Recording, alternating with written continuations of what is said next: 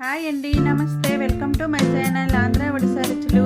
ఈరోజు మన ఛానల్లో ఒక మంచి రెసిపీతో మీ ముందుకు వచ్చానండి. ఇది నాటుకోడి నూనె మసాలా కర్రీ అండి. ఇది ఆంధ్ర స్పెషల్ అండి. చాలా చాలా టేస్ట్గా ఉంటుంది. ఎలా తయారు చేయాలో చూద్దాం రండి. ఇప్పుడు ఒక చిన్న బౌల్లో ఒక 2 స్పూన్లు ధనియాలు వేసుకోవాలండి.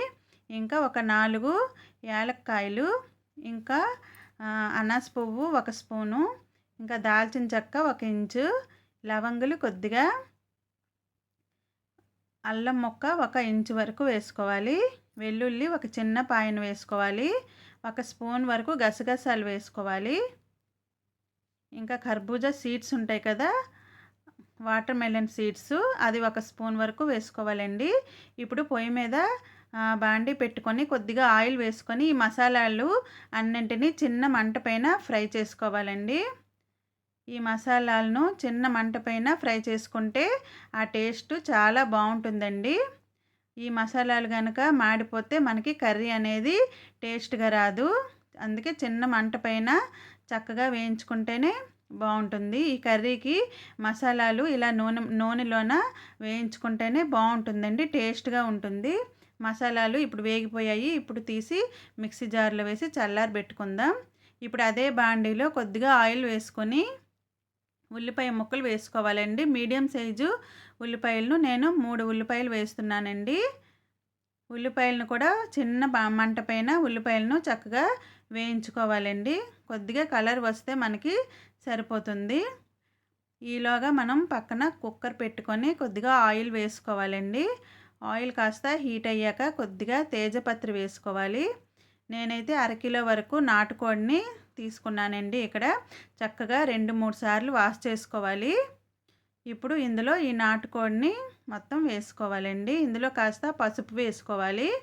ఈలోగా ఉల్లిపాయలు కూడా మనకు ఫ్రై అయిపోయాయండి, చల్లారనిద్దాం. ఇప్పుడు పసుపు వేసుకున్నాక చికెన్ని బాగా కలుపుకోవాలండి. ఇందులో ఉన్న వాటర్ అంతా మనకి వస్తుంది.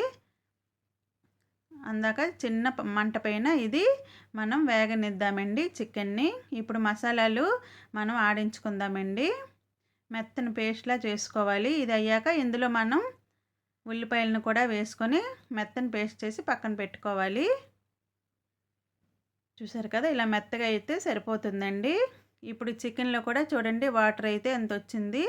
ఈ వాటర్ మొత్తం మనం మగ్గిపోయే వరకు మనం చూడాలండి. ఇప్పుడైతే వాటర్ అంతా మనకి మగ్గింది. ఇప్పుడు ఈ మసాలాలను ఇందులో వేసుకోవాలండి. మసాలా పేస్ట్ను వేసుకొని ఇప్పుడు చక్కగా కలుపుకోవాలి. ఇలా గనక మీరు మసాలాలను వేసుకుంటే మనకి నాటుకోడి చాలా బాగుంటుందండి.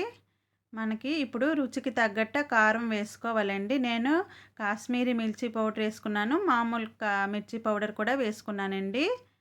ఇంకా రుచికి తగ్గట్టుగా సాల్ట్ వేసుకోవాలి. ఈ కర్రీకి మనం కారం కాస్త వేయాలండి. చికెన్ మటన్ వండేటప్పుడు కాస్త కారం ఉంటేనే బాగుంటుందండి నాన్ వెజ్కి. ఇప్పుడు మనం బాగా వేయించుకోవాలండి ఈ చికెన్ని. మనకి ఈ ఆయిల్ పైకి వచ్చేంత వరకు మనం చికెన్ని బాగా వేయించుకోవాలండి. చిన్న మంట పైన వేయించుకోవాలండి, అస్సలు అడుగు అంటకూడదు. అలా అయితే మనకి కర్రీ అనేది టేస్ట్ మొత్తం మారిపోతుంది. చూసారు కదా, ఆయిల్ అంతా మనకి ఎలా పైకి తేలుతుందో, ఇలా అయితే మనకి సరిపోతుందండి. ఇప్పుడు మనం ఇందులో వాటర్ వేసుకోవాలండి. అడుగంటకుండా మనం చూసుకోవాలి. ఇప్పుడు ఇది వేగిందండి. ఇప్పుడు మనం దీనికి సరిపడా వాటర్ వేసుకోవాలండి. వాటర్ ఇలా వేసుకున్నాక మనం ఈ వాటర్ని ఉప్పు కారం అది చూసుకోవాలండి. చాలకపోతే మనం ఇందులోనే కలిపేసుకోవచ్చు. నాకైతే సరిగ్గా సరిపోయింది. ఇప్పుడు కప్పు పెట్టి ఒక 3-4 విజిల్స్ అయితే రానివ్వాలండి. ఇప్పుడైతే 4 విజిల్స్ వచ్చాయండి. నాది కూర కూడా రెడీ అయిపోయిందండి. చూడండి, టేస్టీ నాటుకోడి నూనె మసాలా కర్రీ అండి. చాలా బాగుంటుందండి. నేనైతే 2 ఎగ్స్ వేసుకున్నానండి ఉడకబెట్టేసి. మాకైతే నాటుకోడిలో ఇలాగా గుడ్లు వేసుకుంటే మాకు చాలా ఇష్టమండి. అందుకే మేమైతే వేసుకున్నాము. మీకు నచ్చకపోతే స్కిప్ చేసేయొచ్చండి. మీకు గనక ఈ వీడియో నచ్చినట్లయితే లైక్ చేయండి, షేర్ చేయండి, సబ్స్క్రైబ్ చేయండి. Thank you for watching.